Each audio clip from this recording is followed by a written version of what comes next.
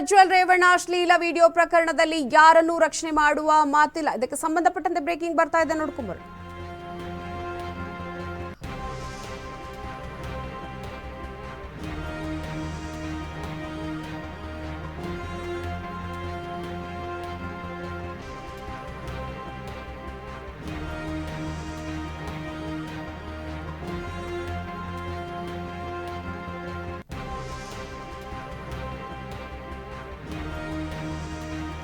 ಪ್ರಜ್ವಲ್ ರೇವಣ್ಣ ಅಶ್ಲೀಲ ವಿಡಿಯೋ ಪ್ರಕರಣಕ್ಕೆ ಸಂಬಂಧಪಟ್ಟಂತೆ ಈ ಒಂದು ಪ್ರಕರಣದಲ್ಲಿ ಯಾರನ್ನೂ ರಕ್ಷಣೆ ಮಾಡುವ ಮಾತಿಲ್ಲ. ಬೆಂಗಳೂರಲ್ಲಿ ಗೃಹ ಸಚಿವ ಪರಮೇಶ್ವರಿ ಒಂದು ಹೇಳಿಕೆಯನ್ನ ಕೊಟ್ಟಿದ್ದಾರೆ.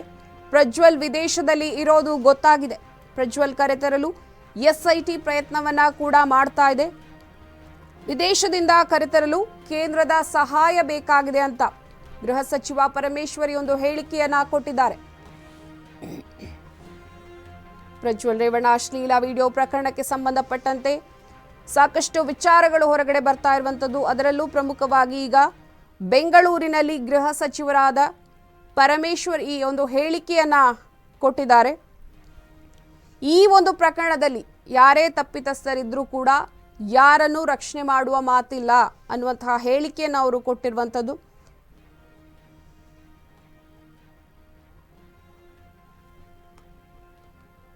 ಗೃಹ ಮಂತ್ರಿಗಳು ಕೂಡ ಅದನ್ನೇ ಹೇಳಿ ಕೇಂದ್ರದ ಗೃಹ ಮಂತ್ರಿಗಳು ಕೂಡ ಅದನ್ನೇ ಹೇಳಿದ್ದಾರೆ.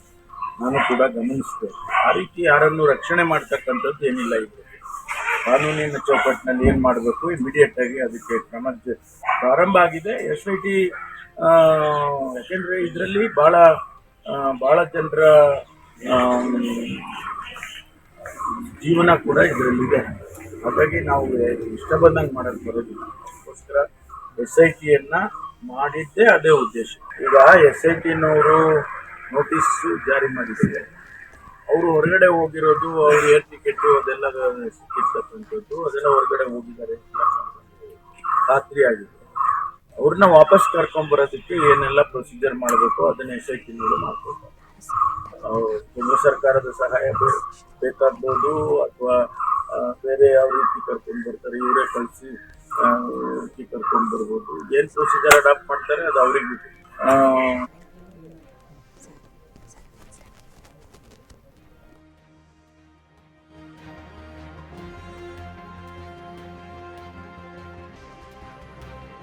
ಗೃಹ ಮಂತ್ರಿಗಳು, ಕೇಂದ್ರದ ಗೃಹ ಮಂತ್ರಿಗಳು ಕೂಡ ಅದನ್ನೇ ಹೇಳಿದ್ದಾರೆ. ನಾನು ಕೂಡ ಗಮನಿಸಿದೆ.